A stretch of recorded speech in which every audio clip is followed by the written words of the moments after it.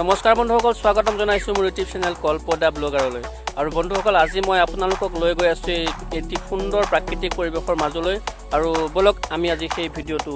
আৰম্ভ কৰোঁ।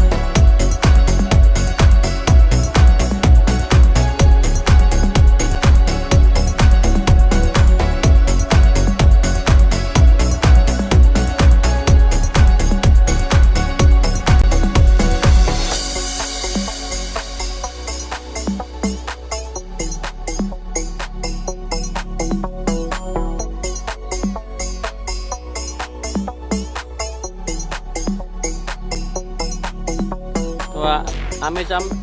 এইটো ৰাস্তাইদি, চমু ৰাস্তা এফালেদি আমি এফালেদি যাওঁ বলক।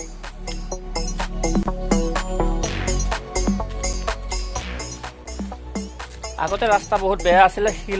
শিলৰ চেপে চেপে আহিব লগা আছিলে, কিন্তু আজিকালি অকণমান লাহে লাহে উন্নত হৈছে পৰিৱেশটো। আজিকালি অলপ ৰাস্তা ধুনীয়াকৈ বনাই দিছে, দেখিছে ধুনীয়াকৈ ষ্টেপ বাই ষ্টেপ বনাই দিছে।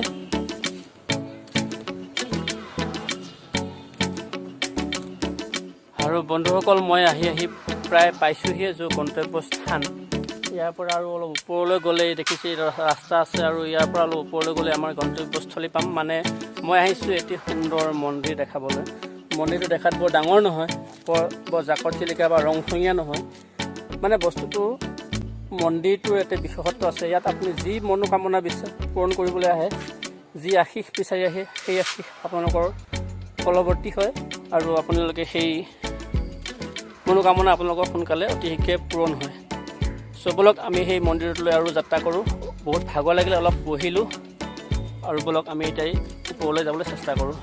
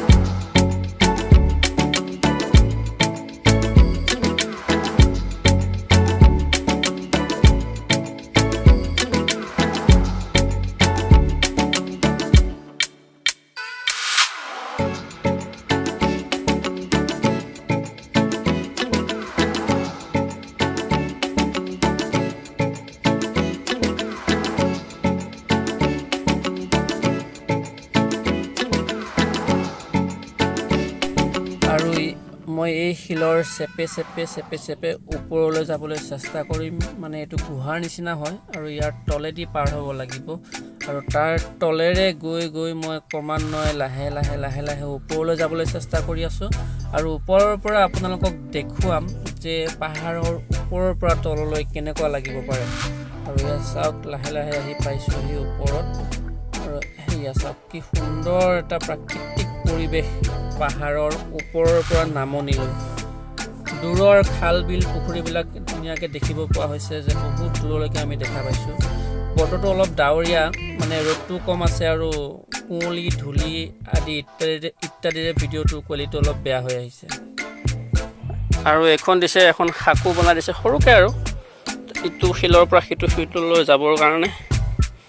আমি তাৰ ওপৰেদি আহিছোঁ মজা লাগিছে আমি আৰু অলপ ওপৰলৈ যাবলৈ চেষ্টা কৰিম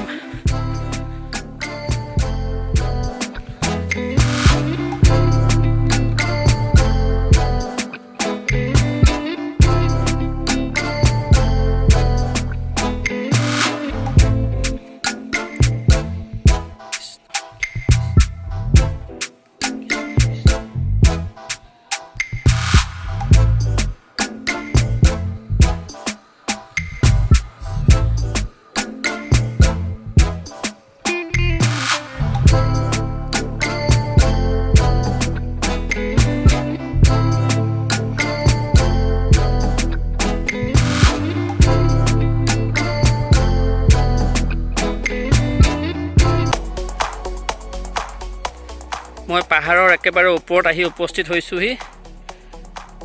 ইয়াত আৰু এইটো মই থকা পাহাৰটোত ইয়াত আৰু ওপৰত নাই সবতছে ওপৰৰ শিলটোত মই খাৰা হৈ আপোনালোকক এই ভিউটো দেখাই আছোঁ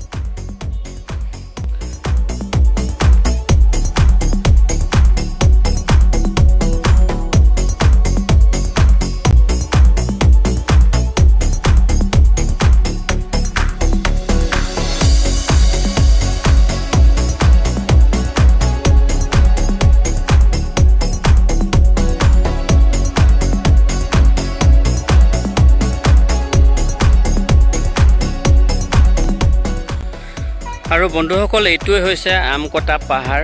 আমাৰ মৰিগাঁও জিলাৰ এটি ডাঙৰ পাহাৰ আমকটা পাহাৰ আৰু এই আমকটা পাহাৰতে আছে মই যি আপোনালোকক এটি সৰুকৈ হ'লেও মন্দিৰ দেখুৱালোঁ আৰু সেই মন্দিৰটো হৈছে মহেশ ধামৰ মন্দিৰ মানে শিৱ বাবাৰ মন্দিৰ আৰু এই শিৱ বাবাৰ মন্দিৰতে আহি আপোনালোকৰ যি মনৰ কামনা আছে সেই কামনাবোৰ পূৰ কৰিবলৈ এই মন্দিৰৰ আহি যদি আপোনালোকে অকমান মূৰ দুৱাই আপোনালোকৰ মনৰ যি কামনা সেই পূৰণ হ'ব বুলি এটা বিশ্বাস আছে মই আশা কৰোঁ আপোনালোকে ভিডিঅ'টো চাই খুব ভালেই পাইছে আৰু যিসকল ভিউৱাৰ্ছে মোৰ নতুনকৈ মোৰ চেনেলটো চাই আছে তেওঁলোকে যাতে মোৰ চেনেলটো ছাবস্ক্ৰাইব কৰে লাইক কৰে আৰু কমেণ্ট কৰে আৰু ছাবস্ক্ৰাইবৰ কাষৰ যিটো বেল বুটাম সেইটো টিপি দিব যাতে মোৰ নতুনকৈ আপলোড হ'ব লগা ভিডিঅ'সমূহ আপোনালোকে সোনকালে চাব পাৰে গছ বননি পাহাৰ পৰ্বত আদি থাকিলেহে মানুহ জীয়াই থাকিব পাৰিব কিন্তু এষাৰ কথা কিছুমান মানুহৰ মনলৈ অহাই নাই যে তেওঁলোকৰ নিজৰ বিপদ কিমান সোনকালে মাতি আনি আছে নিজৰ ওচৰলৈ টানি আনি আছে সেই কথা ভ্ৰূক্ষেপেই নকৰে কিন্তু এয়া চাওক পাহাৰৰ শিল ভাঙি গছ গছনি কাটি পাহাৰ প্ৰায় উদং কৰিয়ে পেলাইছে আপোনালোকে চিন্তা কৰক ইয়াত মানুহ থকাৰ পৰিৱেশ ক্ৰমান্বয়ে লাহে পৃথিৱীত নাইকিয়া হৈ গৈ আছে